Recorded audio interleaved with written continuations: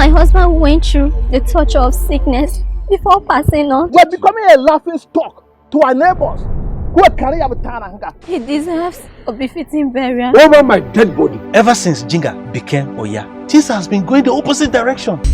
Orya. No loving father will allow his children cry. For how long is the dead going to stay with the living? I, Zenke, will not sit here and be party to this. Do you know who is the family more than I do? Gber must be buried. You people have to calm down. Go and show them the gravesite. I said, better sit down and listen to Orya. This man Gber was a loyal and committed member of the Hueza family. There is very big problem in this community. He doesn't deserve to be treated like this in death. Please, Eda. First thing tomorrow morning, we'll bury Gber. Issues of culture and traditions are not to be played with. We are close to the grave. Let's go.